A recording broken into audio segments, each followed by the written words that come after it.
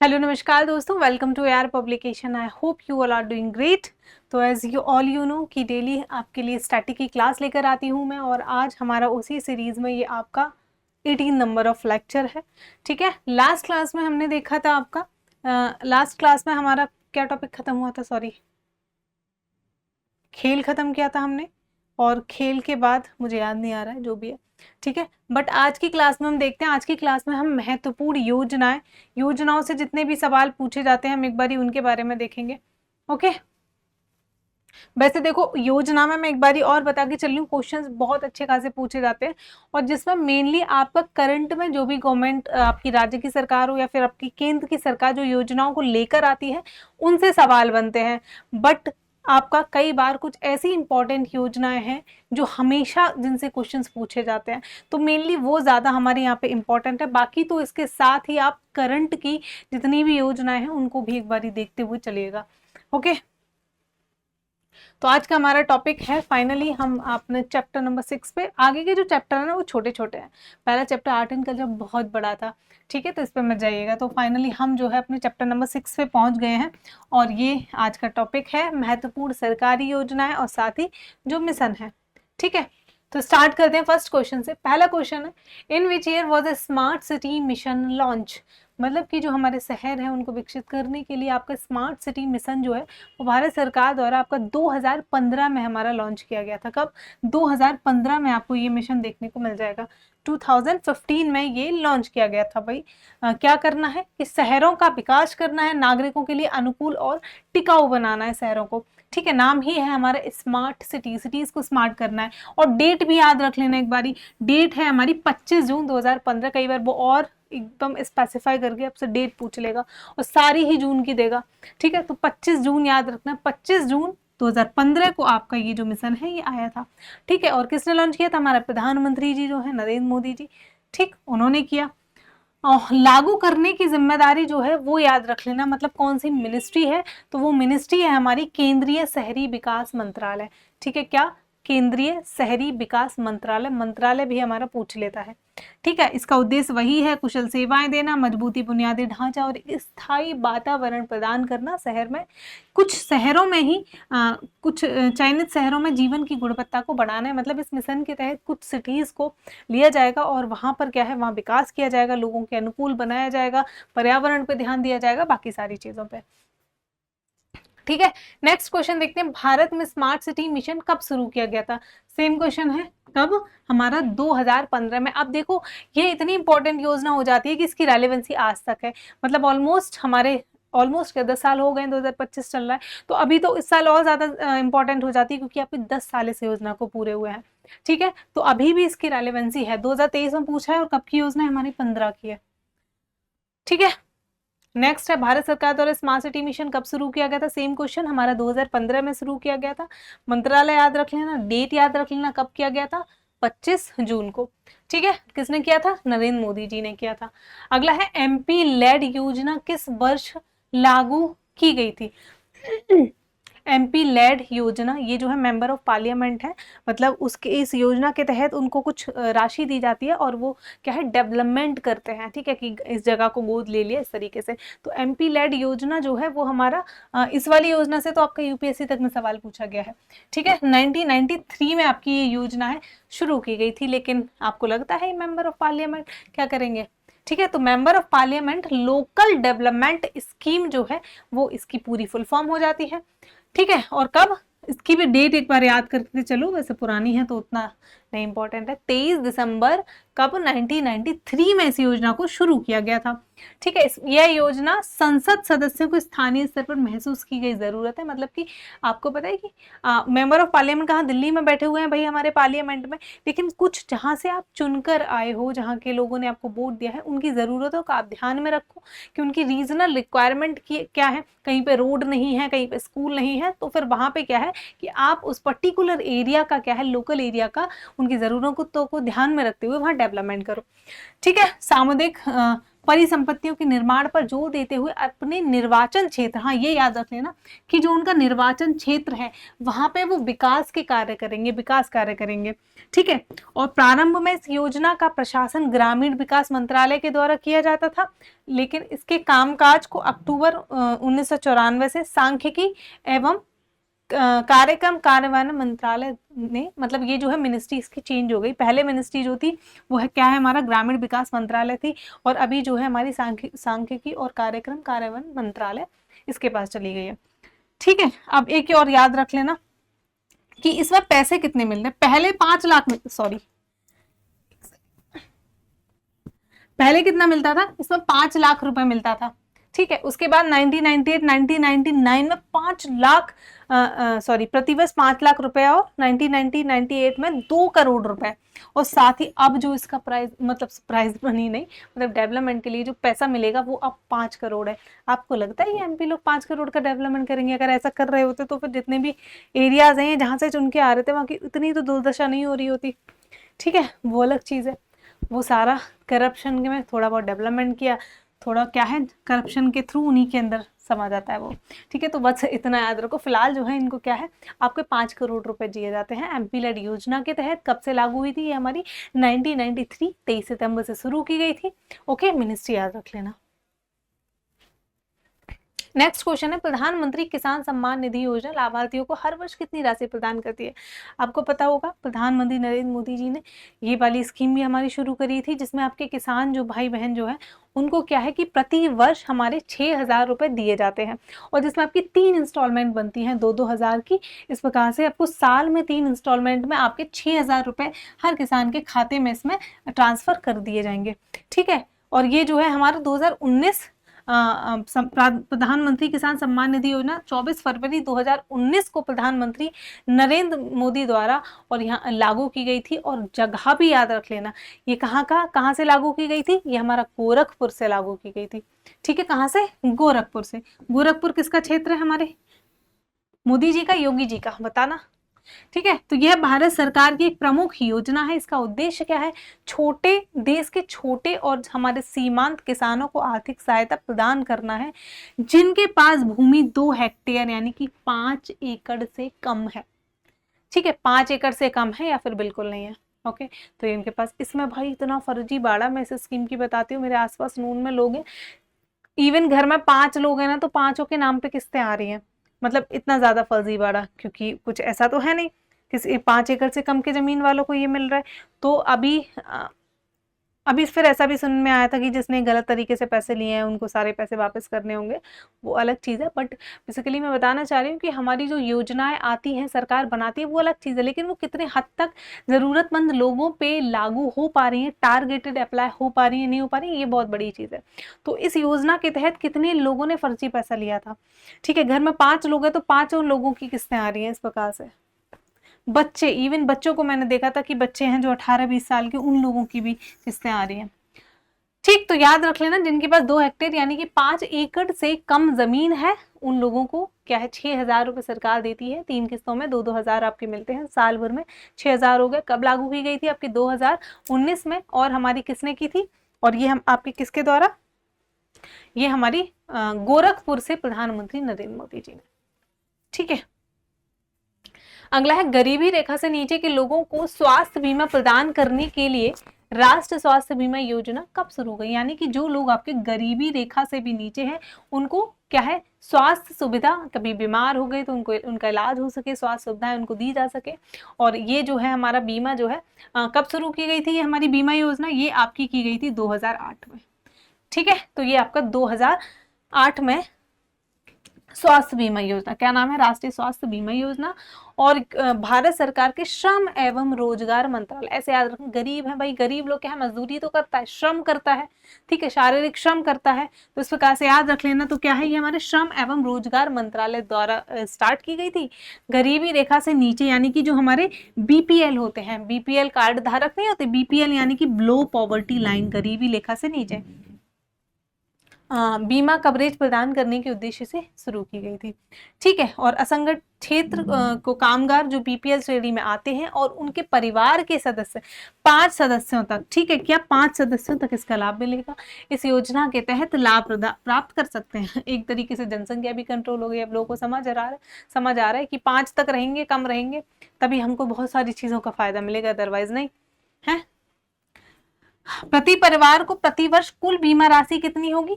30,000 तक का भाई आप इलाज करवा सकते हो। अब यहाँ पे एक चीज याद रखना कि प्रति परिवार है, ये प्रति परिवार, ना कि आपका प्रति व्यक्ति। अगर प्रति व्यक्ति 30,000 होता तो एक परिवार में मैक्सिमम 5 हो सकते, कितना हो जाता? 1.5 लाख हो जाता। बट यहाँ पे क्या है, प्रति परिवार 30,000 रुपए तक का हमारी क्या है, राशि रहेगी, बीमा राशि। सभी शामिल बीमारियों के लिए नगद रहित उपस्थिति की सुविधा होगी। तो ये चीज याद रख लेना, प्रति वर्ष प्रति परिवार 30,000। ठीक है, यहाँ कंफ्यूजन हो सकता है कि प्रति व्यक्ति 30,000 तो नहीं, पर फैमिली आपको 30,000 का अमाउंट मिलेगा, बीमा राशि मिलेगी। अगला क्वेश्चन देखते हैं। Which are the following options, निम्नलिखित में से कौन सा विकल्प प्रधानमंत्री श्रम मानधन योजना 2019 के उद्देश्य को सबसे अच्छा वर्णन करता है। आपको पता है कि हमारे यहाँ पे क्या 2019 में एक प्रधानमंत्री मानधन योजना भी आई थी। ठीक है, 2019 में डेट, मतलब उसने ईयर भी दे दिया। अब उसका उद्देश्य क्या था? उसका उद्देश्य क्या था? बेसिकली हमारे देश में एक ऑर्गेनाइज सेक्टर होता है, एक अनऑर्गेनाइज सेक्टर होता है, और अनऑर्गेनाइज जो सेक्टर है उसके पास बहुत सारे अधिकार नहीं होते हैं, राइट्स नहीं होती है। तो मेनली जो हमारा अनऑर्गेनाइज सेक्टर है, यानी कि असंगठित क्षेत्र के श्रमिकों को पेंशन ये जो है प्रदान करती है। ठीक है, अगर कोई ऑर्गेनाइज सेक्टर में बात हो उनकी, ठीक है, प्रॉपर पेंशन मिलेगी, सारी चीजें, पीएफ वगैरह कटेगा, ये सब रहता है। बट जो हमारा आपके अनऑर्गेनाइज सेक्टर में लोग काम कर रहे हैं, ठीक है, उनको क्या है, ये पेंशन प्रोवाइड करने की बात कर रहा है। ठीक है, providing pension to workers in unorganised sector. कोई बेचारा मजदूर है ना, कोई हमारी ठेकेदारी कर रहा है, घर बना रहा है, तो ये इन सारे लोगों के पास वो सारी सुविधाएं नहीं होती हैं जो कोई किसी प्रोफेशनल ऑर्गेनाइज्ड वर्कर के पास होती हैं। तो ये जो है सरकार इनको वही क्या है, प्रदान करेगी। प्रधानमंत्री श्रम योगी मानधन योजना अनऑर्गेनाइज सेक्टर के कामगारों को वृद्धावस्था में पेंशन देती है, क्योंकि सारी जिंदगी तो काम करा, बुढ़ापे में पैसा नहीं है। ठीक है, बुढ़ापे में शरीर उस लायक नहीं बचा कि वो जाके काम करें, मेहनत मजदूरी करें, ठीक है, ठेली लगाएं, कुछ करें। तो अब क्या है, उनके पास एक अमाउंट होना चाहिए ताकि वो अपना बुढ़ापा, अपने वृद्धावस्था को सिक्योर कर सकें, अपने बड़े मतलब बड़े बूढ़ों को, बच्चों के ऊपर आश्रित ना रहना पड़े। आजकल के बच्चे भी कैसे हमारे, और अब तो जो जेनजी आने वाले हैं, ठीक है, ये तो क्या ही ध्यान रखेंगे अपने माता पिता का, फोन वगैरह और अपनी चीजों से ही फुर्सत नहीं है। ठीक है, लोग मैंने देखा है बहुत अच्छे अच्छे लोग यार कि अच्छा पढ़ाया लिखाया माँ बापों ने, उनको वृद्धाश्रम में छोड़ के आ रहे हैं। इससे तो अच्छा हमारे गांव वाले अच्छे हैं, कम से कम लड़ते हैं भिड़ते हैं, जो भी है अपने माता पिताओं से कम रखते तो हैं उनको, कहीं ऐसे पटक के छोड़ के तो नहीं आते हैं, वो मच बेटर है। इस योजना के तहत हमारे 60 वर्ष की उम्र के बाद, मतलब 60 वर्ष जब आप हो जाएगी आपकी उम्र, उसके बाद आपको हर महीने 3,000 रुपए की पेंशन मिलती है। पहली चीज तो याद रख लेना, 60 के बाद मिलेगी, 60 शायद आपको याद रहेगा। पहला पॉइंट है कि 3,000 पेंशन मिलेगी हर महीने। ठीक, दूसरी चीज, 18 से 40 आयु वर्ग के श्रमिक जिनकी मासिक आय 15,000 रुपए या फिर उससे कम है, और जो हमारा ईपीएफओ, ईएसआईसी और हमारा एनपीएस के सदस्य नहीं है, वे पीएम, मतलब ये जो हमारी योजना है इसमें शामिल हो सकते हैं। मतलब वो अनऑर्गेनाइज सेक्टर के वर्कर जो हमारे इनमें शामिल नहीं है, ठीक है, और जिनकी आयु क्या है 18 से 40 वर्ष है, वो आपके इस योजना के सदस्य हो सकते हैं। बहुत ज्यादा डीप में नहीं जाइएगा। ठीक है, और आवेदन करने वाले की मासिक आय जो है भाई वो हमारी 15,000 से ज्यादा नहीं होनी चाहिए, आपकी मासिक आय 15,000 से कम होनी चाहिए। ठीक है, तथा 60 वर्ष की उम्र तक हर महीने आपको 55 से 200 रुपए का योगदान करना होगा। आप कितना जमा करोगे? 55 रुपए से लेकर 200 रुपए, जैसा आपकी इच्छा है, जितना आप कर सको फॉर उतना आप हर महीने जमा करोगे। ठीक है, ये तो आपका जमा हो गया। और अगर आवेदक की मृत्यु हो जाती है तो या तो उसके पति को मिल जाएगा या फिर उसकी पत्नी को पेंशन के तौर पर 50% लेने का ही अधिकार है। 50% ही मिल सकता है। ठीक है, उससे ज्यादा नहीं मिलेगा। आगे समझ? ओके, नेक्स्ट देखते हैं सॉरी मैं अनऑर्गेनाइज्ड बोलती हूँ, अनऑर्गेनाइज्ड श्रमिकों के लिए वृद्धावस्था सुरक्षा सुनिश्चित करने वाली पेंशन योजना का नाम क्या है? अभी हमने देखा था, क्या है आपका नाम? प्रधानमंत्री सुरक्षा बीमा योजना नहीं, प्रधानमंत्री मुद्रा नहीं, अटल पेंशन, ये आगे देखेंगे। ये हमारा क्या है? प्रधानमंत्री श्रम योगी मानधन योजना, प्रधानमंत्री श्रम योगी मानधन योजना। नेक्स्ट क्वेश्चन है प्रधानमंत्री श्रम धन मानधन योजना, ये वही है हमारा। इसका पूर्ण रूप क्या है? पूर्ण रूप पूछा है, मैंने बता ही दिया, अब तो देख ही लोगे।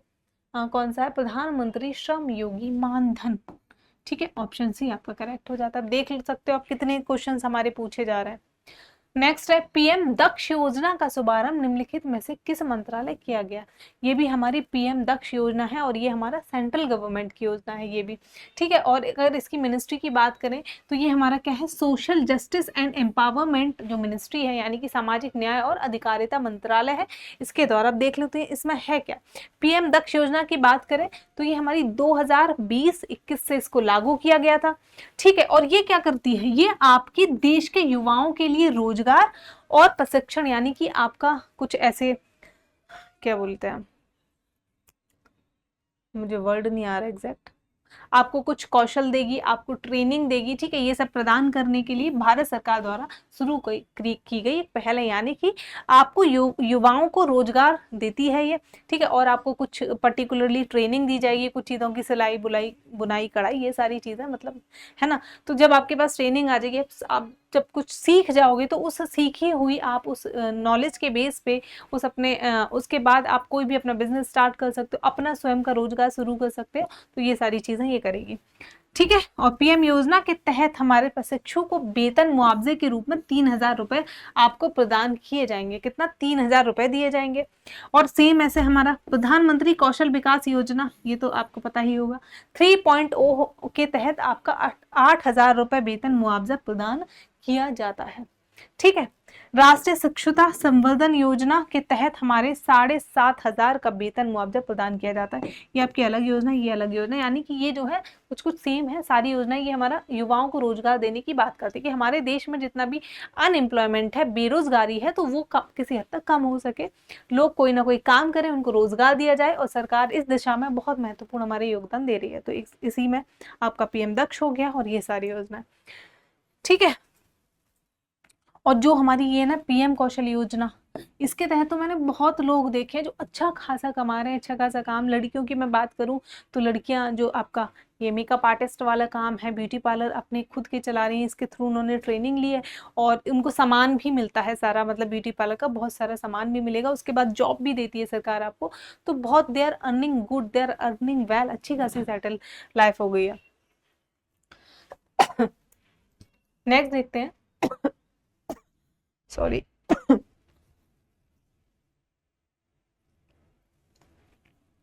नेक्स्ट क्वेश्चन है पीएम दक्ष योजना के तहत प्रति प्रशिक्षु को कितना वेतन मुआवजा दिया जाएगा? तो अभी देखा था हमने 3,000 दिया जाएगा, कितना?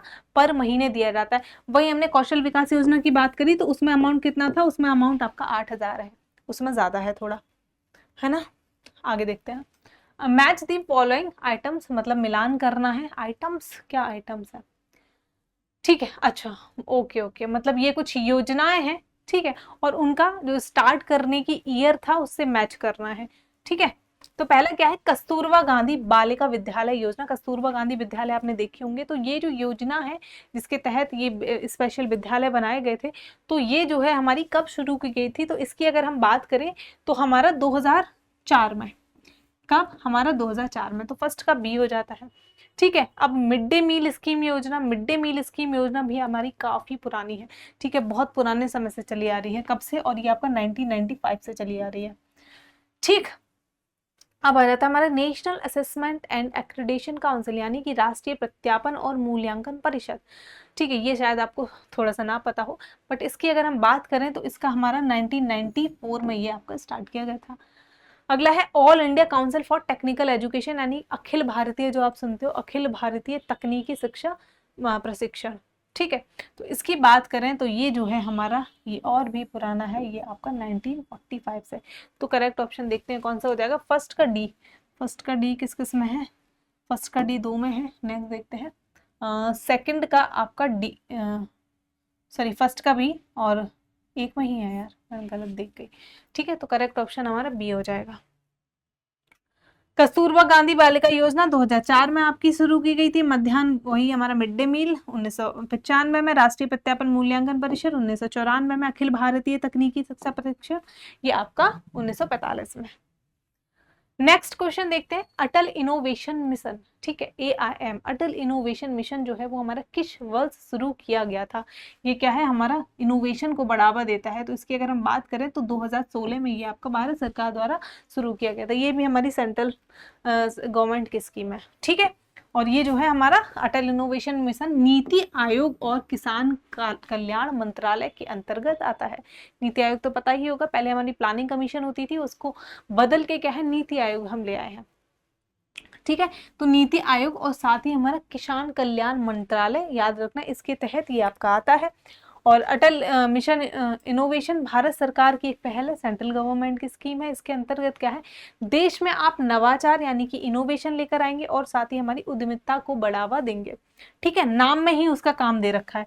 और इसकी अवधि क्या है, पहले क्या थी, 31 मार्च 2028 तक इसकी जो अवधि है वो बढ़ा दी गई है। क्या, 2028 तक। एक बारी मुझे याद नहीं आ रहा है इसका पहले क्या थी, तो वो आप खुद देख लेना, ठीक है। जिसके लिए आपको 2750 करोड़ का बजट आवंटित किया गया, यानी कि सेंट्रल गवर्नमेंट ने बजट में 2750 करोड़ रुपए अब इसको आवंटित किए और कहा कि अब जो है ये हम जो है 2028 तक इसको कार्यान्वयन में रखेंगे। 2028 तक इस स्कीम के तहत हम काम करेंगे, इनोवेशन लाने की कोशिश करेंगे, ठीक है। नेक्स्ट है प्रधानमंत्री ग्रामीण आवास योजना उत्तर पूर्वी और हिमालयी राज्यों के लिए इकाई सहायता की लागत केंद्र और राज्य सरकारों के बीच अनुपात में साझा करती है। अच्छा, तो मैं बता दूं कि जो हमारी ये स्कीम है, जैसे क्या है कि नॉर्थ ईस्ट स्टेट जो है वो उतने डेवलप नहीं है, तो जो हमारी सेंटर, एक होती है आपकी सेंटर, एक होती है हमारी सेंट्रल सेक्टर स्कीम, ठीक है, और एक होती है हमारी सेंट्रल स्पॉन्सर्ड स्कीम,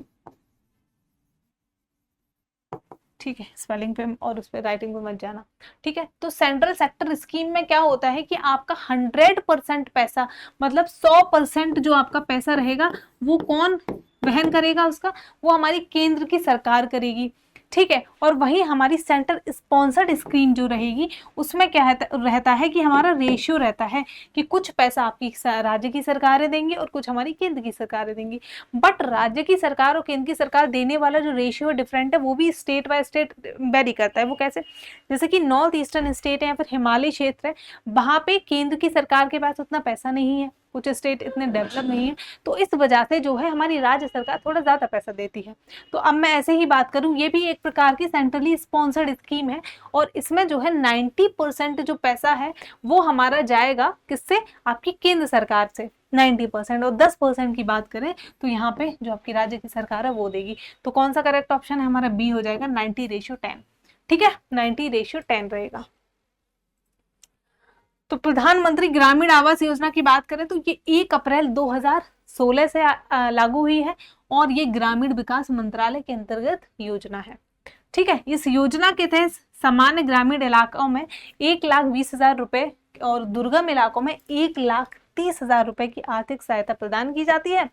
साथ ही इसके तहत जो है बनने वाले मकानों को न्यूनतम आकार 25 वर्ग मीटर होना चाहिए, मतलब कि जो योजना के तहत जो हमारे घर मकान बनेंगे उनका जो साइज है वो 25 वर्ग मीटर होना चाहिए, जिसमें हमारे शौचालय की व्यवस्था तो जरूरी है, ठीक है। खुले में शौच नहीं जा सकते, तो वहां पे शौचालय जरूर बनेगा। आगे समझ। अगला देखते हैं, राष्ट्रीय युवा नीति कब शुरू की गई। राष्ट्रीय युवा नीति कब शुरू की गई, तो राष्ट्रीय युवा नीति यानी कि नेशनल यूथ पॉलिसी की बात करें तो ये जो है हमारा कब शुरू की गई थी, सेकंड मेरे को भी कंफ्यूज हो रहा है, 2014 में। और जो है इसमें यूथ है ना, अब यूथ कौन है, मैं यूथ हूँ या 2 साल का बच्चा भी यूथ है, कोई तो डेफिनेशन होना चाहिए। तो इसके अकॉर्डिंग जो है 14 साल से लेके 29 वर्ष तक के जितने भी लोग हैं उनको यूथ की कैटेगरी में रखा गया है। कौन है यूथ, जो आपके 14 से लेके किसमें, हमारे 29 साल, तो मतलब मैं यूथ की कैटेगरी से आने वाले कुछ सालों में बाहर होने वाली हूँ, ठीक है। तो पहली बार राष्ट्रीय युवा नीति वर्ष, हाँ ये वर्ष याद रख लेना, वर्ष 1988 में बनाई गई थी पहली बार। ओके, और केंद्रीय मंत्रिमंडल ने राष्ट्रीय युवा नीति 2014, ये हमारी अभी आई है दोबारा से, मतलब पहली सबसे पहले जो बनी थी, मतलब टाइम टू टाइम बनती रहती है, सबसे पहले 1998 में बनी थी और उसके बाद जो है 2014 में अभी राष्ट्रीय युवा नीति 2014 अब ये लागू करने की मंजूरी दे दी गई है, जिसके तत्कालीन समय में लागू NEP 2003 की जगह ले ली है। ठीक है, तो लास्ट जो चली आ रही थी वो 2003 की थी, अब उसको रिप्लेस करके 2014 की नेशनल आपकी क्या आ गई है, नेशनल यूथ पॉलिसी। ठीक है, इस नीति का उद्देश्य क्या है, युवाओं को सशक्त बनाना है और उन्हें देश के में योगदान के लिए प्रोत्साहित करना है कि आप, हमारा देश, आने वाला देश कैसा होगा, तो उसमें आपकी महत्वपूर्ण भूमिका। बिल्कुल भाई, हमारा जो युवा है वो तो हमारा देश का भविष्य है। युवा जिस रास्ते पे जाएगा वही रास्ते पे हमारा देश जाएगा। युवा अगर रील और ये सब की दुनिया में पड़ जाएगा तो हमारे देश का तो बेड़ा गर्क होना ही है। वही युवा आपके खेल में जाएगा, साइंस में जाएगा, मतलब इन सारे बहुत, मतलब एजुकेशन में बहुत ज़्यादा ध्यान देगा, उसी फील्ड में आगे बढ़ेगा। कुछ लोग साइंटिस्ट बनेंगे, डॉक्टर, इंजीनियर, आर्टिस्ट, ये सारी चीज़ें। ठीक है, तो हमारा देश आगे बढ़ेगा। वहीं सिर्फ और सिर्फ रील स्क्रॉल करते रह जाएंगे तो फिर क्या होगा, फिर तो कुछ नहीं होगा। ठीक है, फिर तो चाइना ही बनेगा विश्व विजेता और वर्ल्ड पावर। राष्ट्रीय युवा नीति 2014 युवाओं को 15 से 20, सॉरी मैंने यहाँ गलत बोल दिया, मैंने 14 बोल दिया था, बट वो एक्चुअली 15 है। कितना, तो याद रख लेना, सॉरी माय मिस्टेक। 15 से 29 वर्ष की आयु के बीच जनसंख्या के रूप में परिभाषित करती है। राष्ट्रीय युवा नीति 2014 के अनुसार भारत की सकल राष्ट्रीय आय यानी कि GNI जो है वो 15 से 29 वर्ष की आयु के युवाओं का योगदान कितना है, 34% है। GNI में हमारा कितना, 14 से 29 वर्ष के, सॉरी 15 से 29 वर्ष के युवाओं का योगदान कितना है आपका, 34%। किसमें, ग्रॉस नेशनल इनकम। अगला देखते हैं, the National Youth Policy 2014 defines youth as a population between the age of, कितना एज, 15 से, सॉरी ये तो बच्चे से 15 से 29, तो ऑप्शन सी हमारा करेक्ट हो जाएगा। अगला है, उजाला योजना किस वर्ष शुरू की गई थी। उजाला योजना, तो उजाला योजना की अगर बात करें तो ये जो है हमारा 2015 में शुरू की गई थी। और इस योजना के तहत आपको पता है कि गांव में की लाइट नहीं आती है, या फिर मतलब CFL इतने महंगे होते हैं, और पहले हम वो पीले वाले बल्ब का यूज़ करते थे। तो पीले वाले बल्ब में क्या रहता है कि, बट मुझे पर्सनली उसकी लाइट अच्छी लगती है सफ़ेद से ज़्यादा। तो पीले बल्ब में क्या होता है कि बहुत ज़्यादा हमारी लाइट की, इलेक्ट्रिसिटी की खपत होती है, आपका बिजली का बिल ज़्यादा आएगा।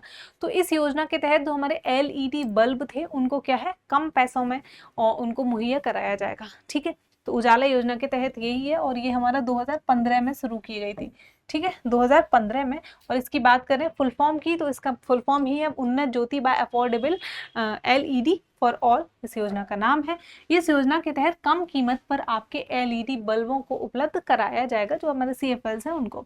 ठीक है, इस योजना का कार्यान्वयन की बात करें तो एनर्जी एफिशिएंसी सर्विसेज लिमिटेड द्वारा किया जाता है।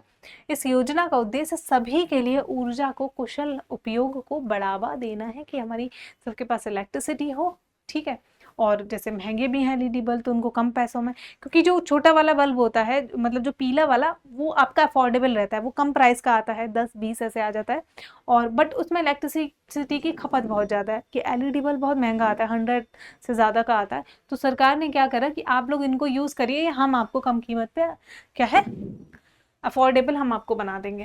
नेक्स्ट क्वेश्चन देखते हैं, भारत सरकार द्वारा स्वर्ण जयंती पर ग्राम स्वरोजगार योजना कब शुरू की गई थी। ठीक है, भारत सरकार द्वारा स्वर्ण जयंती ग्राम, अच्छा ठीक है, SGSY जो योजना है हमारा, ये जो है आपकी 1999 में शुरू की गई थी। काफ़ी पुरानी योजना है ये। आइए देखते हैं इस योजना में क्या है। ठीक है, मंत्रालय की बात करें तो ग्रामीण विकास मंत्रालय द्वारा 1999 में शुरू की गई थी, और इसका उद्देश्य है गरीबों और वंचित वर्गों को ऋण, यानी कि आपका क्या है, आपको पैसा उपलब्ध कराना, ऋण उपलब्ध कराना है, ताकि वे अपने व्यवसाय शुरू कर सकें और आर्थिक रूप से स्वतंत्र हो सकें। क्योंकि अगर आप किसी मनी लेंडर से पैसा उधार मांगने जाओगे, भाई तुम्हारी पुश्तें निकल जाएंगी, तुम चुकता नहीं कर पाओगे, है ना। तो क्या है कि सरकार क्या करेगी, आपको पैसा देगी, ब्याज पे आप पैसा ले सकते हो, और क्या है, अपना कोई भी बिजनेस शुरू कर सकते हो। ठीक है। इस योजना के तहत 2014 में राष्ट्रीय ग्रामीण जीविका मिशन NRLM के तहत इसको क्या किया गया था, पुनर्गठित किया गया था 2014 में। तो बेसिकली ये इसलिए इंपॉर्टेंट हो जाती है क्योंकि 2014 में जब हमारी सरकार बदलती है तो उसके बाद से क्या है, इसको दोबारा से पुनर्गठित किया जाता है। नेक्स्ट क्वेश्चन देखते हैं कि कौन सा वर्ष 2014 में भारत सरकार द्वारा शुरू किए गए नमामि गंगे कार्यक्रम के मुख्य स्तंभों में से एक नहीं है।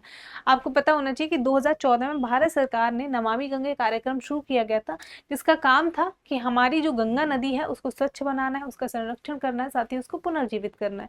तो उसके तहत मेन उसका ये काम था और उसके अन्य स्तंभ बहुत थे, यानी कि कुछ और भी काम थे, बट इनमें से कोई ऐसा एक ऑप्शन है जो उसका काम नहीं है। ठीक है, तो सबसे पहले रिवर लिंकिंग डेवलपमेंट है, नदियों की सफाई की बात करें, इसमें रिवर को लिंक करने का काम कहाँ से आएगा, थोड़ा सा हमको इसके पे डाउट है। अगला देखते हैं इंडस्ट्रियल वेस्ट मॉनिटरिंग, बिल्कुल करेगा भाई, क्यों नहीं करेगा, क्योंकि जब इंडस्ट्रियल वेस्ट मॉनिटर करेंगे तभी तो नदी को स्वच्छ बना पाएंगे हम, तभी तो देखेंगे कि किसी भी इंडस्ट्री का गलत पानी, अनट्रीटेड वेस्ट वाटर जो है नदी के अंदर नहीं जाना चाहिए, क्योंकि वो पानी पहले उसको प्रदूषित जो जल है उसको ट्रीट करो, उसमें जो भी हमारा केमिकल्स है उसको बाहर निकालो, पानी को ठंडा करो, फिर नदी में छोड़ो। ठीक है, रिवर फ्रंट डेवलपमेंट, रिवर जो फ्रंट होता है, ठीक है, नदियों के आसपास, उसका भी हमको विकास करना है, बिल्कुल ठीक आ जाता, सही है। सीवेज ट्रीटमेंट इंफ्रास्ट्रक्चर, बिल्कुल जो हमारे नालों वालों का पानी आता है, सीवेज का जो गंदा पानी है वो भी आपकी नदी के अंदर नहीं जाना चाहिए, पहले उसको ट्रीट करो, ठीक है, उसको लेस हार्मफुल बनाओ, देन उसके बाद क्या है, पानी नदी में जाएगा। तो मेनली हमारे ये तीनों ठीक है, बट आपका नदियों को जोड़ने की बात तो नहीं की गई है इसमें। ठीक है, तो नदी जोड़ो विकास की अवधारणा यही है कि नदियों में आपस में जोड़ने का अलग विचार से संबंधित है, वो उससे नहीं है। ठीक है, नदियों जोड़ो ऐसे होता है कि जैसे दो नदी जा रही है हमारी, ठीक है, इनको आपस में ऐसे करके जोड़ दिया गया, बीच में से नहर निकाल दी, वो आपस में जुड़ जाती है। नमामि गंगे कार्यक्रम भारत सरकार द्वारा गंगा नदी के संरक्षण, सफाई और पुनरुद्धार के लिए जून 2014 में शुरू की गई थी। इस कार्यक्रम के तहत विभिन्न पहलुओं को शामिल किया गया जो गंगा नदी की साफ सफाई, संरक्षण और आपके पुनरुद्धार पर केंद्रित है। ठीक है, नमामि गंगे कार्यक्रम के अन्य मुख्य स्तंभ की बात करें तो नदी की सफाई करना, जल विविधता संरक्षण करना, वन रोपण हो गया, जन जागरूकता हो गया, और हमारे गंगा ग्राम मतलब जो गंगा नदी के आसपास आपके गांव है। ओके, तो अगला क्वेश्चन देखते हैं। अभी हमारी आज की क्लास में शायद 50 क्वेश्चन हो पाएंगे या नहीं। ठीक है, थोड़ा सा ये टॉपिक ऐसे, एक मिनट कितना टाइम हो गया, टाइम तो ले रहा है आपका, बट ठीक है, लेट्स सी। हाँ, अगला क्वेश्चन देखते हैं। Which of the following statement regarding the partnership of Deen Dayal Antyodaya Yojana National Urban Livelihoods Mission मतलब DNULM with the United Nation Development Programme is correct? Deendayal Antyodaya Yojana Rashtriya शहरी आजीविका मिशन के साथ संयुक्त राष्ट्र विकास कार्यक्रम की साझेदारी से संबंधित निम्नलिखित में से कौन से आपके कथन है वो हमारे सत्य है, यानी कि आपके सत्य कथनों के बारे में पूछ रहा है। ठीक, तो पहला स्टेटमेंट देखते हैं। तो अगर हम पहले स्टेटमेंट की बात करें तो UNDP and DNULM have entered into a collaborative partnership with the aim of empowering women to make well-informed career choices in the field of entrepreneurship। तो ये जो पहला स्टेटमेंट है हमारा बिल्कुल सही हो जाता है। देखो, अब आपके एग्जाम में स्टेटमेंट वाइज क्वेश्चन वैसे भी पूछने स्टार्ट हो गए हैं, तो मैं यहाँ पे कुछ एक चीज़ बताऊँ, जैसे अगर कोई भी statement, not in every case knowledge is supreme, but अगर आपको समझ नहीं आ रहा है, कुछ ऐसा स्टेटमेंट है जो हमारा पॉजिटिव स्टेटमेंट है। अब जैसे ये स्टेटमेंट पॉजिटिव है क्योंकि ये क्या है, महिलाओं का क्या एम्पावरमेंट की बात कर रहा है, महिलाओं के विकास की बात कर रहा है, तो पॉजिटिव सा हमको कुछ फील आ रहा है। तो positive statements in general cases, not absolute, in general cases वो हमारे ट्रू होते हैं, तो हम इसको ट्रू मान के चलते हैं। ठीक है, नेक्स्ट है this partnership will provide support to women, मतलब ये जो है महिलाओं को मतलब ये जो साझेदारी है महिलाओं को सहायता प्रदान करेगी तो स्वयं अपने उद्यम शुरू करना और उनका विकास करना चाहती हैं, बिल्कुल ठीक बात है। विशेष रूप से हमारा केयर इकोनॉमी की बात करता है, ये डिजिटल इकोनॉमी, इलेक्ट्रॉनिक मोबिलिटी और हमारा अपशिष्ट प्रबंधन, खाद्य पैकेजिंग और अन्य क्षेत्रों में, मतलब महिलाएं खुद अपना कुछ कर पाती है तो ये उनके लिए क्या है, सहायता आर्थिक तरीके से प्रदान करेगा। ठीक, तो ये स्टेटमेंट भी आपका बिल्कुल करेक्ट हो जाता है। ठीक, अगला देखते हैं। आप उद्यमिता विकास को बढ़ावा देने और उद्यम विकास में तेजी लाने पर केंद्रित 5 साल की परियोजना जिसे 2027 में आगे बढ़ाया जा सकता है, प्रारंभिक चरण में 10 शहरों को कवर करेगी। अब मैं बताऊं, एक स्टेटमेंट है, एक स्टेटमेंट में भाई इसने भर भर के फैक्ट और हमारा पॉइंट्स डाल दिए। पहला क्या फैक्ट डाला ठीक है, पहला फैक्ट देखेंगे, एक सेकंड। पहला फैक्ट इसने डाला कि ये जो है हमारा 5 साल का प्रोजेक्ट है। कितना, पहला तो डाल दिया इसने 5 साल का है, ठीक है। फिर उसके 2027 एक और फैक्ट डाल दिया जो कि हमारा गलत हो सकता है, और कि आगे बोल दिया कि 10 शहरों को कवर करेगी। तो इस प्रकार के स्टेटमेंट में जिसमें 3-4 फैक्ट होते हैं वो इन जनरल केसेस हमें गलत देखने को मिलता है, ठीक है। और ये स्टेटमेंट है आपका कैसा, गलत, ठीक है। मैं कुछ एलिमिनेशन ट्रिक बता रही हूँ कि हमेशा जरूरी नहीं है काम करें, आता है तो बढ़िया है, नहीं आता है तो क्वेश्चन छोड़ने से बढ़िया है कि अब थोड़ा सा गैस वर्क कर लो, ठीक है, थोड़ा रिस्क ले ही लेते हैं। अगला देखते हैं स्टेटमेंट। यूएनडीपी चयनित परियोजना स्थानों में बिजी सखी नामक समुदाय व्यवसाय सलाहकार विकसित करने में हमारा क्या है, पहल में योगदान देगा। तो ये भी स्टेटमेंट आपका पॉजिटिव सा लग रहा है और हमारा ट्रू हो जाता है। तो करेक्ट ऑप्शन है आपका बी, यानी कि थर्ड स्टेटमेंट हमारा गलत है, ठीक है। दीनदयाल अंत्योदय योजना का आरंभ कब हुआ था, 2014 में, और तारीख 25 सितंबर को, ठीक है, ग्रामीण विकास मंत्रालय के द्वारा किया गया। इस योजना का उद्देश्य कौशल विकास और अन्य उपायों के माध्यम से आजीविका के अवसरों में क्या है, लोगों के पास आजीविका, अपना जीवन यापन करने के लिए कुछ अवसर हो, उसमें वृद्धि कर शहरी और ग्रामीण गरीबी को कम करेगा। यह योजना राष्ट्रीय शहरी आजीविका मिशन और राष्ट्रीय ग्रामीण आजीविका मिशन का एक एकीकरण है। यूएनडीपी 1991 से भारत में मानव विकास का लगभग सभी क्षेत्रों में काम कर रहा है, ये यूएनडीपी की बात कर रहा है। DNULM और हमारा MOHUA के प्रमुख मिशनों में से एक है, जिसका उद्देश्य शहरी परिवार की गरीबी को कम करना है ताकि उन्हें रोजगार और कुशल मजदूरी रोजगार के अवसर जो है मिल सके। खुद से पढ़ लेना, ठीक है। अगला देखते हैं, दीनदयाल अंत्योदय योजना भारत सरकार के किस मंत्रालय द्वारा शुरू की गई। अभी तो देख कर आ रहे हैं ग्रामीण विकास मंत्रालय, थोड़ा सा जल्दी चलेंगे, अभी नहीं तो हो नहीं पाएंगे क्वेश्चन, ठीक है। Ministry of rural development. Next है, अब देखो यार इसमें अब थ्योरी नहीं कराई, आप बोलोगे थ्योरी मैंने इस वाले में इसलिए नहीं कराई क्योंकि हमारे जो क्वेश्चंस हैं जो बेसिक आपकी किसी भी योजना से रिलेटेड जितने भी हमारे इंपॉर्टेंट पॉइंट हैं, कब शुरू की गई, किस मंत्रालय के द्वारा, क्या काम करती है, वो सारे के सारे आपको सॉल्यूशन में देखने को मिल रहे हैं। अब रिपीटेशन का कोई मतलब नहीं बनता। पहले मैं सारा थ्योरी में पढ़ाती तो आपकी 2 क्लास होती, एक हमारा थ्योरी में पूरा जाता, फिर उसके बाद हम क्वेश्चन के एक्सप्लेनेशन में भी हम सेम चीजों को पढ़ते, ठीक। तो मतलब मुझे ऐसा लगा नहीं कि किसी भी क्वेश्चन में उतना इनफ एक्सप्लेनेशन नहीं दे रखा हो कि ताकि आपको जो requirement exam point of view से वो हमारी फुलफिल ना हो, तो दैट्स वाई मैंने इस टॉपिक में नहीं ऐड किया, ठीक। नेक्स्ट देखते हैं, which of the following is not poverty elevation programme in India. मतलब कि पॉवर्टी यानी गरीबी को कम करने के लिए हमारे देश में कुछ प्रोग्राम शुरू किए गए हैं, उनमें से एक जो ऐसा है वो उससे संबंधित नहीं है, ठीक है। तो पहला है राष्ट्रीय उच्चतर शिक्षा अभियान। अब ये शिक्षा की बात कर रहे हैं ना, तो भाई शिक्षा डेफिनेटली हमारे एजुकेशन को प्रमोट करने की बात कर रहे हैं, एजुकेशन के क्षेत्र में कुछ करने की बात कर रहा है, बट इसका आपका पॉवर्टी से कोई भी संबंध हमको ऐसा सच नहीं दिखता है, ठीक है। तो पहले तो फर्स्ट हमको डाउट लग रहा है, let it be in doubt. आगे वाले ऑप्शंस को देखते हैं, फिर हम देखते हैं क्या आंसर हो सकता है। नेक्स्ट हमारा स्वर्ण जयंती शहरी रोजगार योजना, ठीक है। सो स्वर्ण जयंती शहरी रोजगार योजना यानी कि शहरी क्षेत्रों में क्या है, ये आपको रोजगार एम्प्लॉयमेंट को प्रदान करती है, और जब एम्प्लॉयमेंट मिलेगा तो आपकी गरीबी जो है वो कहीं ना कहीं कम होगी, है ना। तो ये आपका बिल्कुल ठीक हो जाता है, तो ये वाला तो हमारा है। नेक्स्ट है इंटीग्रेटेड रूरल डेवलपमेंट प्रोग्राम। अब जो है गांव का विकास का कार्यक्रम है ये, और जिसमें क्या है, इससे भी हमारा, इसके तहत भी आपकी पॉवर्टी को कम किया जाता है। अगला है प्रधानमंत्री रोजगार योजना। इसमें भी आपको क्या है, रोजगार दिया जाता है, रोजगार मिलेगा, पैसा आएगा तो आपकी गरीबी कम होगी, ठीक। तो आपका जो रॉन्ग हो जाता है वो हमारा ऑप्शन ए है आपका रॉन्ग, और नीचे तीनों वाली योजना गरीबी को कम करने के लिए, ठीक। राष्ट्रीय उच्चतर शिक्षा अभियान, ये क्या है, ये हमारी केंद्र सरकार की योजना है और जिसको वर्ष 2013 में शुरू किया गया था। इस योजना के तहत क्या होता है, उच्च शिक्षा क्षेत्र में गुणवत्ता में सुधार करना, कि जो आपकी हायर एजुकेशन है उसकी जो क्वालिटी है उसको इम्प्रूव करेंगे, ठीक है। ऐसा नहीं कि बस एडमिशन ले लिया, एग्जाम देने चले गए, हो गए पास, खत्म, नहीं, कि आपको जो है quality education, quality higher education मिलनी चाहिए, ठीक है। स्वर्ण जयंती शहरी जयंती रोजगार योजना ये 1997 में शुरू की गई थी, और ये हमारे केंद्र क्या है, केंद्र प्रायोजित योजना है।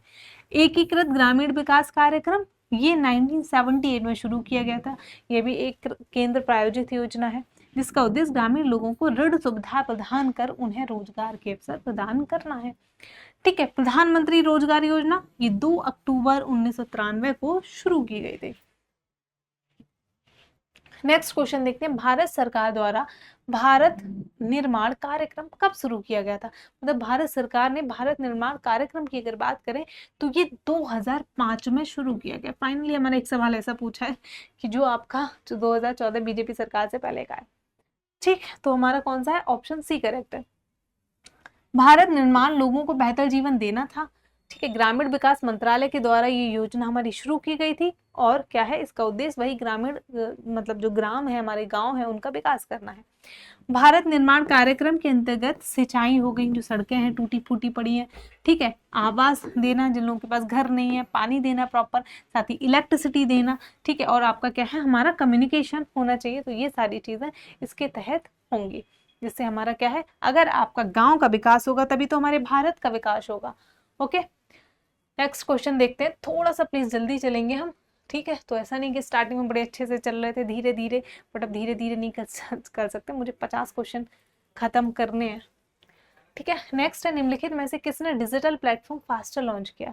तो डिजिटल प्लेटफॉर्म फास्टर की बात करें तो ये जो है हमारा भारत के मुख्य न्यायाधीश यानी कि चीफ जस्टिस ऑफ इंडिया ने लॉन्च किया। इसका काम क्या है? डिजिटल प्लेटफॉर्म है, ये क्या करेगा देखते हैं। ठीक है, इसका पूर्ण रूप की बात करें तो है secure transmission of electronic records. ठीक है, इसका उद्देश्य है न्यायालय के आदेशों और न्यायालयिक दस्तावेजों को सुरक्षित और तेजी से पहुंचाना, कि जो हमारे डॉक्यूमेंट्स हैं, जो आपके जुडिशियल डॉक्यूमेंट्स हैं, उनका क्या है? उनको किसी एक व्यक्ति से दूसरी व्यक्ति में, किसी दूसरे डिपार्टमेंट में पहुंचाना, किसी दूसरे व्यक्ति पे, तो वो इलेक्ट्रॉनिक मीडियम से, और इलेक्ट्रॉनिक मीडियम ही नहीं, वो सिक्योर होना चाहिए। ऐसे नहीं कि बीच में ही वो गायब हो गया, हैक कर लिया, तो सिक्योर माध्यम से एक से दूसरी जगह पे पहुंचाना इसका काम है। ठीक है, इस प्लेटफॉर्म का इस्तेमाल अधिकारी ऐसे तो क्या है, हम इंस्टाग्राम से भेज सकते हैं, व्हाट्सएप से भेज सकते हैं, बट वो सिक्योर नहीं है। तो इन्होंने अपना एक प्लेटफॉर्म बनाया है जिससे सिक्योर हमारा क्या है? आपका आदान प्रदान हो सके। इस प्लेटफॉर्म का इस्तेमाल अधिकारियों को सुप्रीम कोर्ट के अंतरिम आदेश, स्थगन आदेश हो गया, जमानत आदेश हो गए आदि संप्रेषित करने का एक डिजिटल प्लेटफॉर्म उपलब्ध कराना है। ओके, इतना याद रखो, चीफ जस्टिस ने किया कि क्या है इसका काम, बस इतना सा याद रखो, बहुत ज्यादा नेटी ग्रिटीज में नहीं जाना है। नेक्स्ट है देश भारत की केंद्र सरकार द्वारा प्रायोजित प्रसिद्ध योजनाओं में से एक है। मतलब कौन सी योजना है ये? इस देश को इसे देश की बीमार बिजली वितरण कंपनी को बचाने के उद्देश्य से 2015 नवंबर में शुरू किया गया था। बीमार with the aim of bailing out countries ailing power distribution companies. ठीक है, एक बार देखते हैं। तो उज्ज्वला डिस्कॉम एश्योरेंस योजना, ठीक है, तो उज्ज्वल तो हमने अभी देखा था, उज्ज्वला देखा था हमने, तो ये वाला जो स्कीम है वो हमारी option number A Ujjwala discom assurance योजना है, जिसके तहत हम आपका क्या होता है कि, और पहली बात तो ये भारत केंद्र सरकार की योजना है।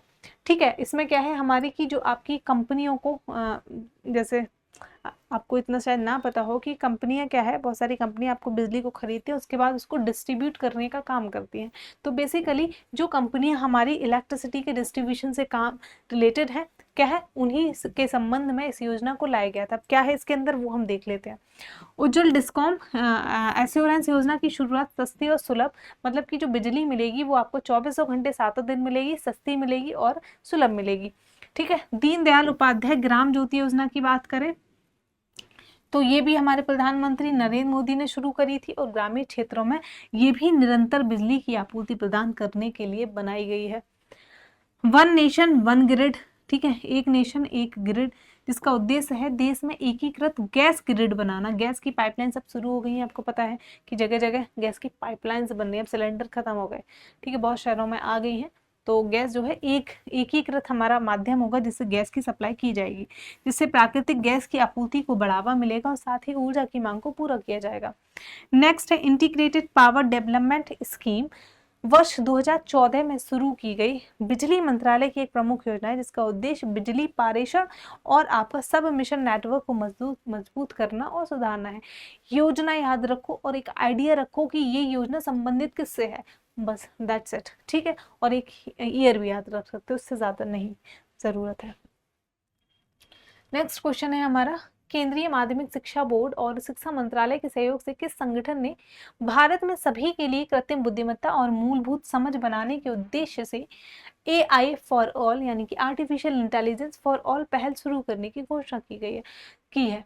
ठीक है, तो भारत सरकार ने किसके साथ, केंद्रीय माध्यमिक शिक्षा बोर्ड और शिक्षा मंत्रालय के सहयोग से किस संगठन ने भारत में सभी, ओके ठीक है, तो CBSE हमारा जो बोर्ड है और साथ ही जो हमारा शिक्षा मंत्रालय है, और किसका सहयोग रहेगा, कौन सी कंपनी है, तो वो हमारी इंटेल। तो इससे क्या है कि आर्टिफिशियल इंटेलिजेंस जिसका आज के टाइम में बहुत बोलबाला है, वो जो है क्या है सबके लिए उसकी उपलब्धि हो सके।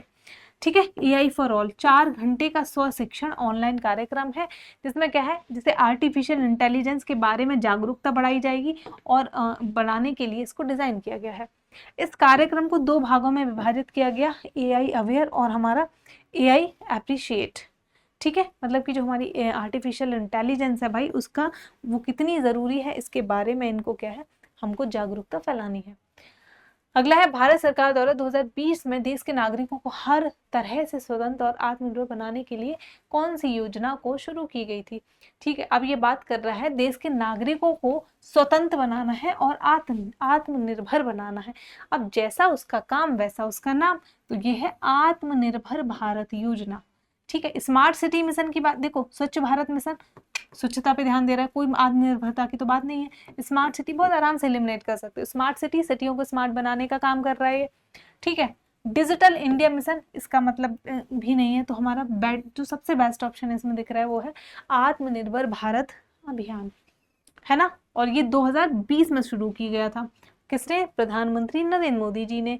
और इस पैकेज को कोविड-19 महामारी के दौरान भारत के नागरिकों के सामने आने वाली चुनौतियों को कम करने की दिशा में एक निवेश के रूप में पेश किया गया था।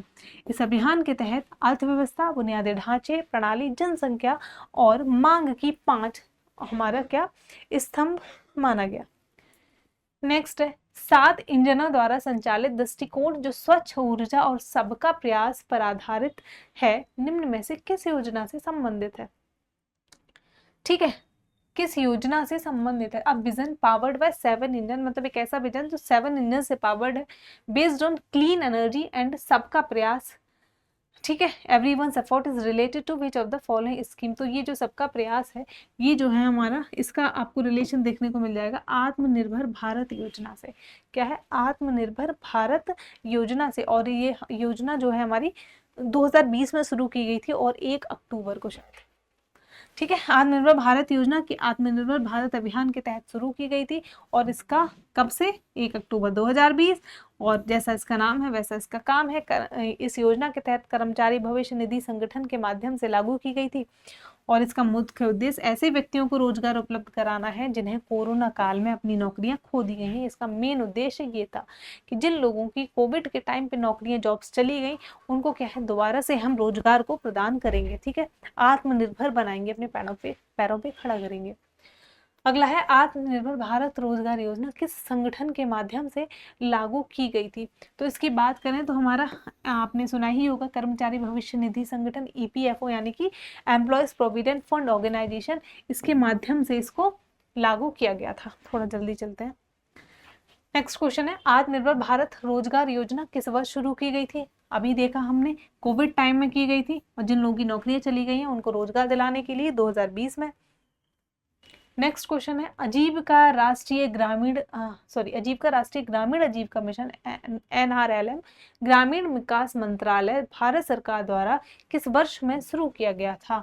तो ये जो है हमारा भारत सरकार द्वारा राष्ट्रीय ग्रामीण आजीविका मिशन जो है कब शुरू किया गया था, ये 2011 में शुरू किया गया मिशन है। कब, 2011 में शुरू किया है। ठीक है, इसका उद्देश्य क्या है, देश के 6 लाख गाँव में रहने वाले 10 करोड़ गरीबों तक पहुंचाना है।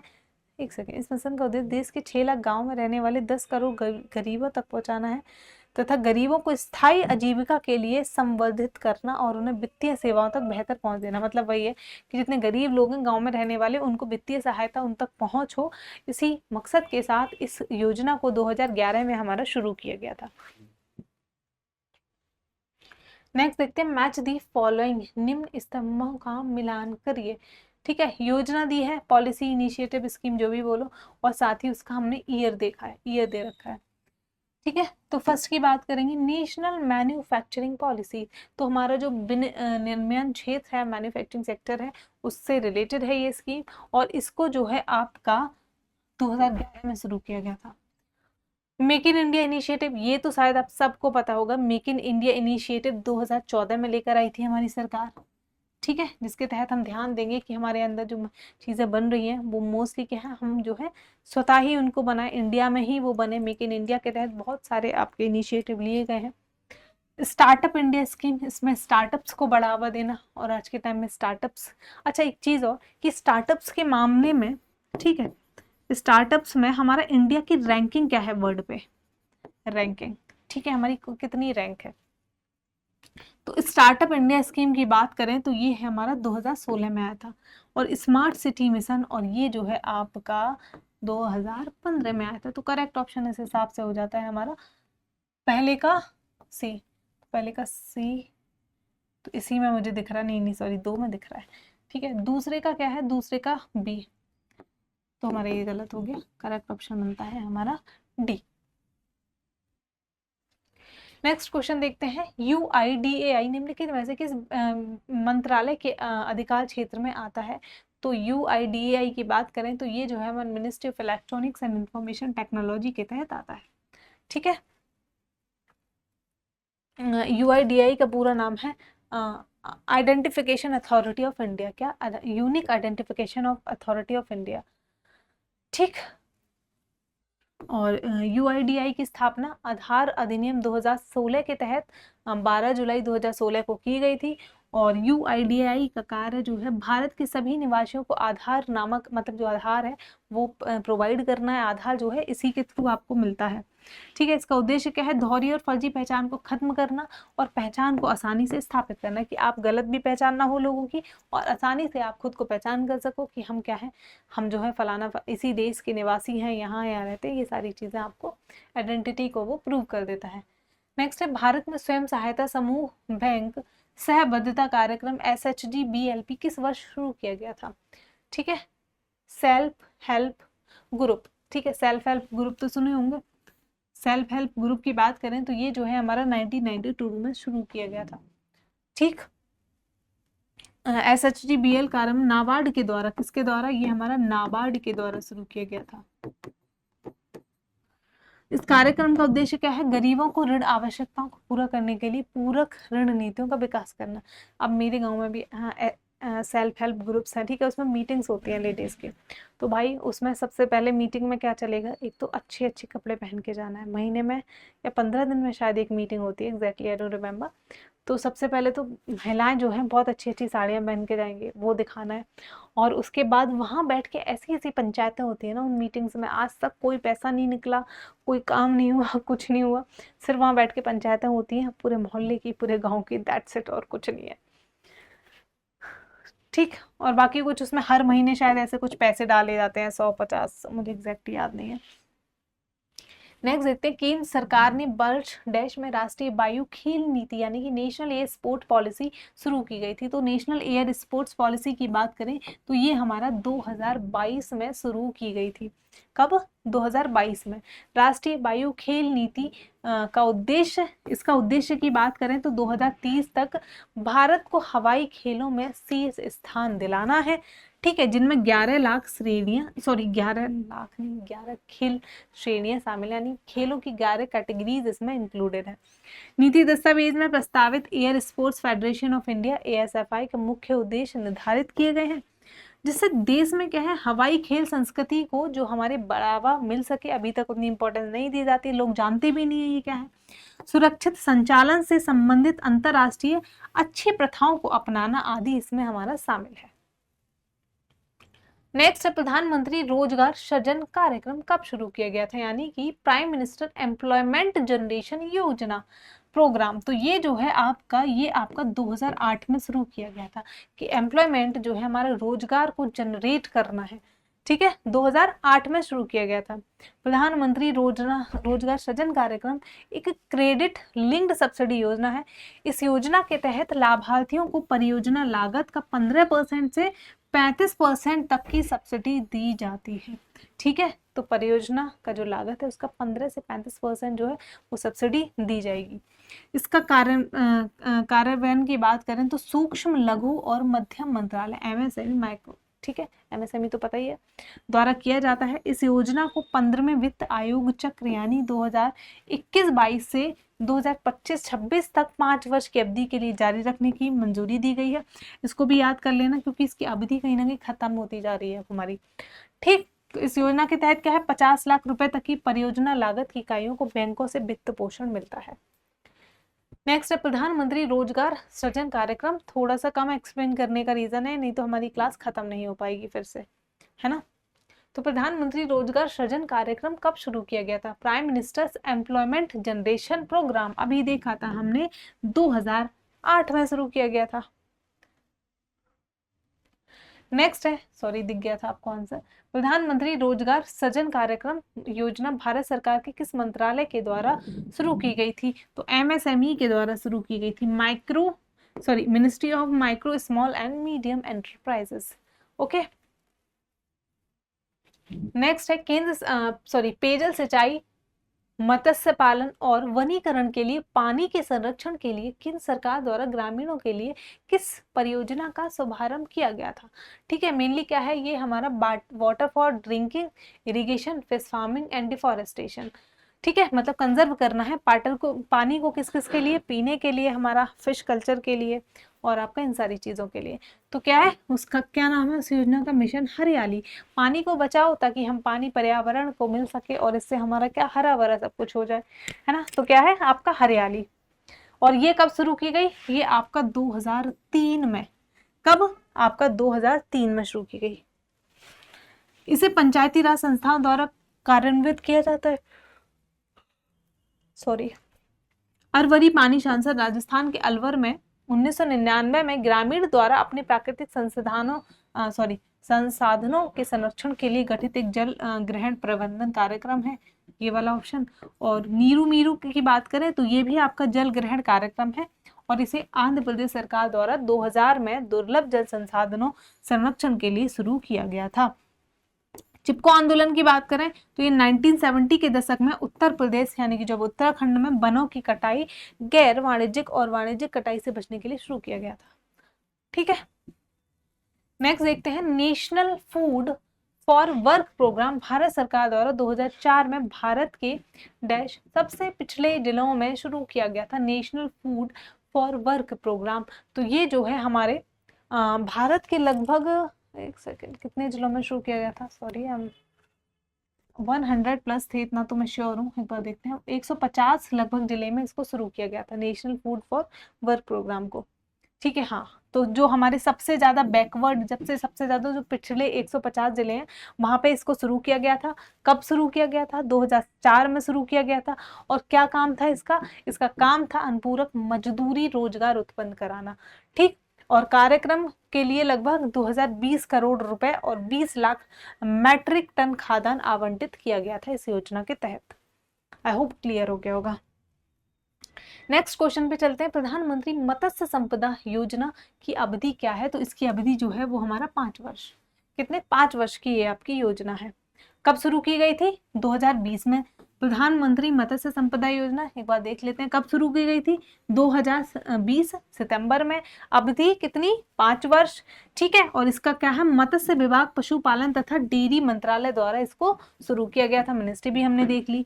और इसका उद्देश्य क्या है? जो आपके मत्स्य पालन है, ठीक है, जो हमारे मत्स्य पालन है क्षेत्र है उसको टिकाऊ, जिम्मेदार, समावेशी और न्याय संगत तरीके से उपयोग करना है, ठीक है। मत्स्य पालन मतलब वही जो आपका जो पशुओं को पालते हैं, गाय भैंसों को पालना, ठीक है, तो जो व्यापार है उसी को मत्स्य पालन बोलते हैं। नेक्स्ट क्वेश्चन है, निम्नलिखित में से कौन सा भारत में गरीबी उन्मूलन कार्यक्रम यानी कि पॉवर्टी एलिवेशन प्रोग्राम नहीं है? ठीक, पहला ही ऑप्शन दिख रहा है, नमामि गंगे का गरीबी हटाने से तो कोई संबंध नहीं है, ठीक है। उसका संबंध किससे है? गंगा नदी को स्वच्छ बनाने से। संपूर्ण ग्रामीण रोजगार योजना, बिल्कुल रूरल एम्प्लॉयमेंट काम दे रहा है। इंदिरा आवास योजना घर दे रहा है, गरीबी कम हो रही है। तो ये क्वेश्चन बहुत इजी था। नेक्स्ट देते हैं, which of the following option is best describes the objectives of the प्रधानमंत्री रोजगार प्रोत्साहन योजना? ठीक है, और जो कब आई थी 2016 में। तो प्रधानमंत्री रोजगार प्रोत्साहन योजना की बात करें तो ये क्या है, ये नए रोजगार सृजित करने के लिए नियोक्ताओं को प्रोत्साहित करती है कि ठीक है, ताकि लोग जो है नए एम्प्लॉयमेंट को जनरेट कर सकें, तो इसके लिए ये एनकरेज करेगी। तो करेक्ट ऑप्शन हमारा बी हो जाएगा। ओके, तो श्रम और रोजगार मंत्रालय द्वारा इसको शुरू किया गया था, 2016 में शुरू किया गया था। नए रोजगारों को क्या करेगी, ये हमारा जनरेट करेगी ये योजना। ठीक, बाकी तो कुछ नहीं है इसमें, और देख लेते हैं। इस योजना के तहत सरकार नए कर्मचारियों के लिए उनके रोजगार के पहले 3 वर्षों के लिए ओके ठीक है, इस योजना के तहत ये भी काम होगा कि जो हमारी सरकार है, ठीक है, जो कर्मचारियों के जो नया रोजगार लेकर आए उनके पहले 3 वर्षों के लिए नियोक्ताओं के कर्मचारी भविष्य निधि यानी कि ईपीएफ और कर्मचारी पेंशन योजना यानी कि ईपीएस में अंशदान का पूरा 12% भुगतान करती है। वैसे इतना इंपॉर्टेंट पॉइंट है नहीं याद रखने का। इस योजना का लाभ 31 मार्च 2019 तक पंजीकृत लाभार्थियों को मिलता रहा। अंततः 31 मार्च 2022 को इस योजना को बंद कर दिया गया है। तो अब तो ये वैसे भी बंद हो गई है, तो उतना रेलेवेंट आपके लिए बचता नहीं है। नेक्स्ट है, वर्ष 2016 में प्रधानमंत्री रोजगार प्रोत्साहन योजना की शुरुआत भारत सरकार के किस मंत्रालय द्वारा की गई थी? अभी देखा था ministry of labour and employment यानी कि श्रम और रोजगार मंत्रालय। अगला क्वेश्चन, प्रधानमंत्री रोजगार प्रोत्साहन योजना किस मंत्रालय के द्वारा शुरू की गई? Ministry of labour and employment. Next है, भारत के किस मंत्रालय ने प्रधानमंत्री रोजगार प्रोत्साहन योजना की शुरुआत की थी? ठीक है, तो इसकी हम बात करेंगे तो आपका किसने की थी? तो हमारा ministry of labour and employment. तो कितना पूछा गया यार ये, तो इसकी मेनली ईयर याद रख लो, इसका काम याद रख लो, और हमारा क्या मिनिस्ट्री याद रख लो, दैट्स इट, बाकी मत याद रखो कुछ। अगला है, स्वच्छ भारत मिशन का संबंध किस सार्वजनिक हस्ती से है? आपको पता हो स्वच्छ भारत मिशन का संबंध हमारे कब, हमारी गांधी जी का जो जन्मदिन है जो अभी आने वाला है, कल आए थे, हाँ कल, 2 अक्टूबर गांधी जयंती से इसका संबंधित है। ठीक है, तो किस पर्सनालिटी? हमारे प्यारे बापू महात्मा गांधी जी। ठीक है, तो 2 अक्टूबर को इसको शुरू किया गया था, 2 अक्टूबर 2014 स्वच्छ भारत मिशन अभियान की शुरू हमारे नरेंद्र मोदी जी ने झाड़ू लगाई थी उस दिन, और उस दिन इसी के साथ आपका अभियान शुरू हुआ था। इस अभियान का उद्देश्य स्वच्छ भारत का लक्ष्य प्राप्त करना था, ताकि महात्मा गांधी की 150वीं जयंती 2 अक्टूबर 19 तक इस लक्ष्य की प्राप्ति की जा सके। I remember at that time I was in school, मैं स्कूल में पढ़ा करती थी, तो इस बारे में हमारे स्कूल में भी बताया गया था कि ऐसे ऐसे स्वच्छ भारत मिशन शुरू हुआ है, हमको स्वच्छता पे ध्यान देना है, ये रैपर्स खा खू के नहीं फेंकने हैं ऐसे करके। तो क्या है, हमने एक कान से सुन के दूसरे कान से निकाल दिया था। ठीक है, बाय द वे मैं ऐसे कभी रैपर्स इधर उधर नहीं फेंकती हूँ। मैं इवन मेरे बैक के साइड वाली पॉकेट है ना, वो भर जाती है कि मैं कभी ट्रैवल कर रही हूँ तो ऐसे रोड वोड पे नहीं, तो मैं पूरा साइड में इकट्ठा कर लेती हूँ, फिर जब दिखता है कोई डस्टबिन देन मैं उसमें फेंकती हूँ। नेक्स्ट, निम्नलिखित में से किस स्वतंत्रता सेनानी की जयंती पर स्वच्छ भारत मिशन आरंभ किया गया था? तो वो हमारे कौन स्वतंत्रता सेनानी हैं? आपके प्यारे बापू महात्मा गांधी जी। फाइनली हमारा खत्म होने वाला है। नेक्स्ट है, भारत सरकार की निम्नलिखित में से कौन सी पहल उन सभी ग्रामीण परिवारों को 100 दिन की गारंटीकृत मजदूरी रोजगार का वादा करती है जो स्वेच्छा से अकुशल शारीरिक श्रम करते हैं? ठीक है, तो कौन सी है? आपको मनरेगा तो पता होगा। ठीक है, तो Mahatma Gandhi national rural development guarantee योजना, ये क्या है? आपको 100 दिन का रोजगार देती है। क्या ये हमको 100 दिन का रोजगार देने का वादा करती है? आपने इतना तो पढ़ा होगा कि हमारा क्या है, राइट टू वर्क। ठीक है, ये क्या है, right to work. Right to work हमारा कोई फंडामेंटल राइट नहीं है। फंडामेंटल राइट होगा तो सब सरकार के पास काम मांगने पहुंच जाएंगे, कोई एम्प्लॉयमेंट बचेगा ही नहीं। तो ये क्या है, हमारा डीपीएसपी के थ्रू आता है कि हमारा direct principle of state policy यानी राज्य की नीति निर्देशक तत्व, कि जब जब स्टेट के पास हमारा पैसा होगा, सरकार के पास, इन नीतियों को हम लागू करते रहेंगे। तो ये उसी के तहत है एक। ठीक, कि पैसा हुआ तो हमने आपको 100 दिन का काम दे दिया, ज्यादा पैसा होगा तो हम क्या कहें आपको, भाई साल भर के 365 दिनों का भी काम देना शुरू कर देंगे। बट अभी इतना पैसा है, काम करो, पैसा लो और निकलो। ठीक है, तो मनरेगा योजना भारत सरकार की गारंटीकृत रोजगार योजना है जो 2005 में पारित किया गया था, और यह 2 फरवरी 2006 को लागू की गई है। बेटा इसमें भी घोटाला होता है, तुम कहोगे मैम आपने सब देखा है। इस योजना में भी भाई क्या होता है पता है, जो लोग काम भी नहीं कर रहे हैं, अब जो गांव का प्रधान होता है वो क्या करता है, उनके नाम लिखवा देता है मनरेगा में। जो लोग काम भी नहीं कर रहे हैं, कि कोई नदी की खुदाई हो रही है गाँव में, ठीक है, कोई रोड बन रहा है, तो उसमें जाके वो काम नहीं कर रहे हैं वो लोग, तो उनको पैसे मिलता है, ठीक है, उनको पर डे के हिसाब से पैसे मिलेगा 100 रुपए का। अब इसमें क्या रहेगा घोटाला, जो अपना अकाउंट देगा बंदा कि मैं काम कर रहा हूँ, उसका भी फायदा, प्रधान का भी फायदा। आधा पैसा रखेगा प्रधान, आधा पैसा दे देगा उसको, आधा नहीं देता उसको, कम देता है, क्योंकि उसको तो बैठे बैठाए अकाउंट दे के ही कुछ पैसे मिल रहे हैं, तो अगर 100-200 भी मिल पा रहे हैं तो क्या दिक्कत है उसमें, ठीक है, मतलब 100-200 नहीं, 1000-2000 ऐसे, तो ज्यादातर पैसा प्रधान खुद रख लेता है फिर उससे लेके। यह योजना ग्रामीण विकास मंत्रालय के अंतर्गत आती है। इस योजना के तहत आवेदक को निवास के 5 किलोमीटर के भीतर रोजगार प्रदान किया जाता है। मतलब कि जो आपका गांव है, जो आपका निवास स्थान है, उसके 5 किलोमीटर के भीतर ही आपको काम मिल जाएगा, ठीक है। मनरेगा अधिनियम 2005 के तहत सरकार ग्रामीणों को वर्ष 100 दिन की रोजगार की गारंटी प्रदान करता है, साल में 100 दिन। अनुरोधकर्ताओं को 15 दिन के भीतर रोजगार प्राप्त न होने पर सरकार द्वारा बेरोजगारी भत्ता भी दिया जाएगा। ओके, और 2009 में जो है इसका नाम चेंज कर दिया गया, बदलकर महात्मा गांधी राष्ट्रीय ग्रामीण गारंटीकृत योजना मनरेगा कर दिया गया।